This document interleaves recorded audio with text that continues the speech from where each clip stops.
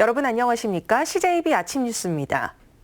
장마가 끝나고 본격적인 폭염이 시작됐습니다. 7천여 명, 청주시가 추산하고 있는 에너지 빈곤층인데요. 이들의 고단한 여름나기가 시작됐습니다. 홍우표 기자가 취재했습니다. 10평 남짓한 좁은 연립주택. 72살 이모 할아버지는 대부분의 시간을 집안 거실에서 지냅니다. 오전부터 집안 내부는 30도를 웃돌지만 선풍기는 안방 한켠에 치워놨습니다. 틀지 않으니 장식품이나 마찬가지인 셈입니다. 선풍기 하려니까 전기세도 들어가고 이제 이런 거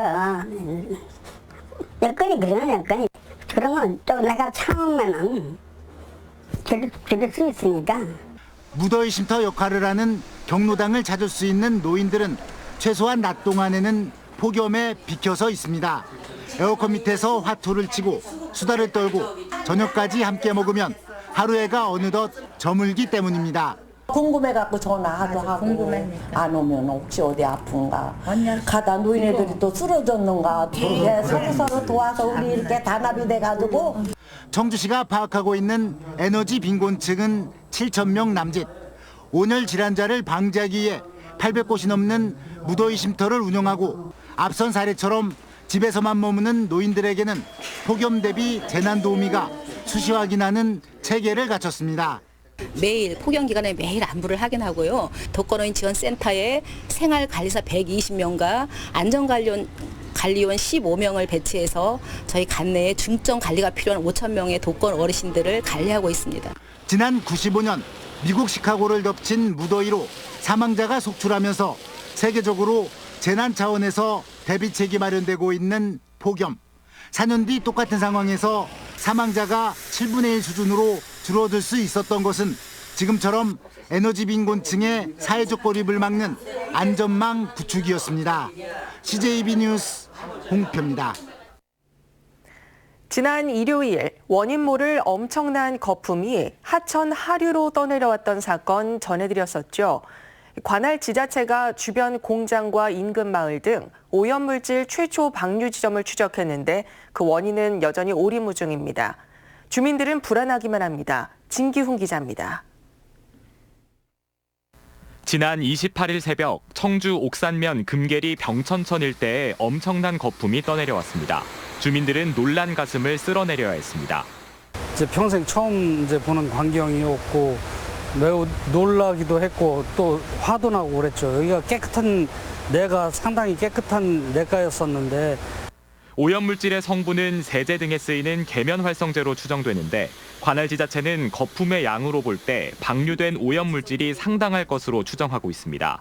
하지만 현재까지 누가 언제 어디서 어떻게 방류했는지 단서조차 찾을 수 없습니다.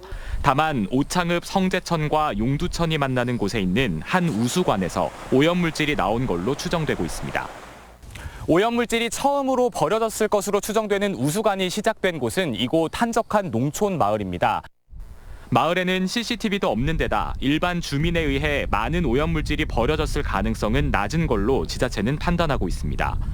때문에 누군가 비가 많이 오는 새벽 시간을 틈타 오염물질을 버리고 갔을 가능성이 높습니다.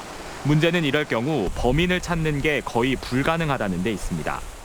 누군가가 이렇게 목격자가 있다던가 그렇다면 모르는데 이런 경우나 이런 장소 같은 경우는 누가 만약에 투기를 하고 갔다면 찾기 진짜 어려운 상황인 거고. 앞으로 그 사람들은 계속 그렇게 해나갈 거 아니에요. 어떻게 잡을 수가 없다는 거 그 사람들도 알고 있기 때문에. 그러니까 사람들이 더 불안한 거예요. 속수무책 당할 수밖에 없는 오염물질 방류에 하천 주변 주민들의 불안감만 커져가고 있습니다. CJB 뉴스 진기훈입니다. 청주 야산에서 실종된 조은누리 양을 찾기 위한 수색이 열흘째 이어지고 있습니다. 이번 수색에는 산악 탐색에 적합한 특공부대와 경찰, 소방 등 500여 명이 동원됐고 수색견 14마리도 투입될 예정입니다. 실종된 조은누리 양은 회색 반소매 티셔츠와 검은색 반바지, 회색 아쿠아 슈즈 차림을 하고 있습니다. 청주에서 추진 중인 재개발, 재건축 사업이 제자리 걸음을 면치 못하고 있습니다. 실제 착공까지 이어진 곳은 단 한 곳뿐인데 이렇게 사업이 지지부진한 사이 주민 갈등은 커지고 있습니다. 정진규 기자입니다. 공사비만 2,900억 원이 넘는 청주 신봉동의 재건축 추진단지입니다. 4년 전 건물 노후화를 이유로 재건축이 결정됐지만 청주시는 최근 도시정비구역 해제 절차를 밟고 있습니다. 지난달 주민 찬반 투표 결과 재개발 반대 의견이 우세했기 때문입니다. 하지만 갈등의 불씨는 여전합니다.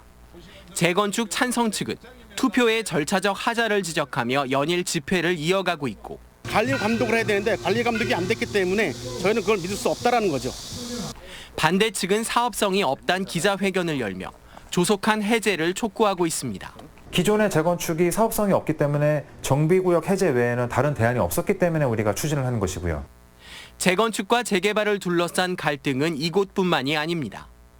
청주엔 모두 16곳이 도시정비 사업구역으로 지정돼 있는데 실제 착공까지 진행된 곳은 모충 2구역 단 한 곳뿐으로 대부분이 10년 넘도록 준비 단계에 머물러 있습니다.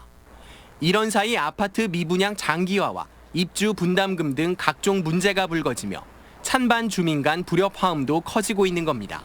주민들 사이의 이해도도 다르고 또 전문성도 차이가 나고 또 사업의 영향권도 달라지고 폭넓은 합의를 구해내는 절차 다 함께 구사가 되어야 2006년 이후 지정된 청주의 도시정비구역 38곳 가운데 사업이 정상적으로 마무리된 건 단 한 곳뿐. 반면 주민 갈등만 남긴 채 정비구역에서 해제된 곳은 11곳에 달합니다. CJB 뉴스 정진규입니다.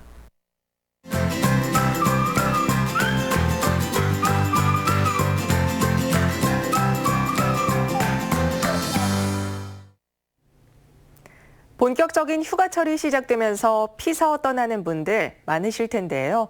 최근 아름다운 풍광과 함께 짜릿한 레저를 즐기는 수상 스포츠가 인기를 끌고 있습니다. 박원 기자가 그 현장을 다녀왔습니다. 진천에 위치한 백곡 저수지입니다. 수상스키가 쨍쨍한 햇빛을 반사하는 호수 위를 시원하게 질주합니다. 웨이크보드는 빠른 속도로 물줄기를 넘나들며 자유자재로 묘기도 부립니다. 요즘 같은 날씨에 이렇게 수상 레저 스포츠를 즐기면 한여름 더위를 시원하게 날려버릴 수 있습니다. 다른 운동에서는 느낄 수가 없는 다이나믹함과 좀 굉장히 강한 체력이 필요하기 때문에 그런 거에서 특별한 매력을 찾을 수 있는 것 같습니다. 물에서 시원하게 노는 게 재밌어요. 물에 뜨는 거니까 스트레스가 날아가는 것 같아요. 아름다운 풍광을 자랑하는 대청호. 보트에 연결된 줄을 잡고 물살을 과감하게 가릅니다. 어린이들에겐 물 위에서 통통 튀고 마치 하늘을 나는 듯한 놀이기구가 인기 만점입니다. 남녀노소 모두가 함께 즐길 수 있다는 것이 수상 스포츠의 매력입니다. 친구들이랑 이렇게 오랜만에 와가지고 이렇게 재밌게 수상 레저도 타고 더위를 시원하게 날릴 수 있어서 좋은 것 같아요. 스키 타고 앞으로 갈 때 시원해서 좋아요.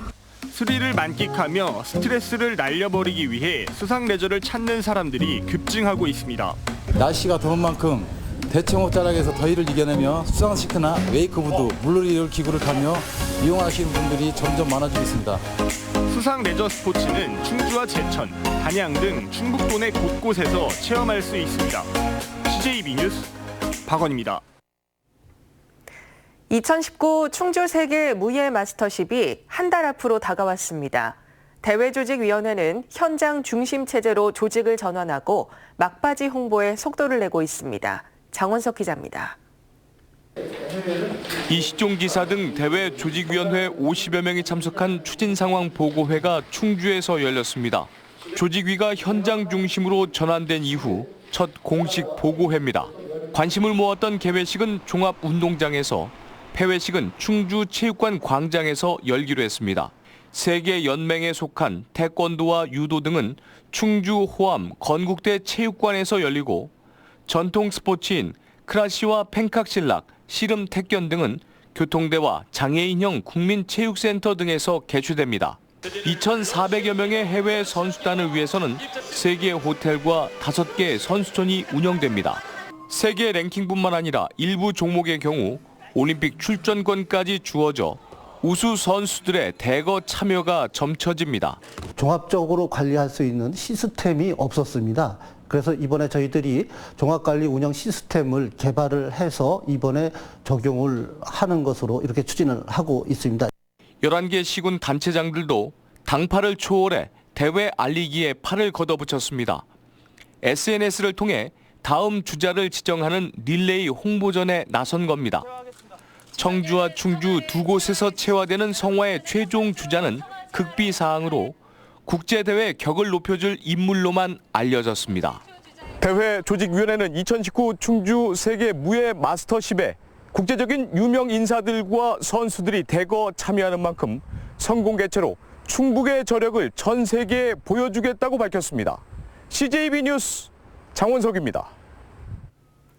충북의 거물급 정치인인 정우택 변재일 의원이 SK하이닉스의 LNG 발전소 건립과 청주 도시공원 문제에 대해 자신들의 생각을 솔직히 밝혔습니다.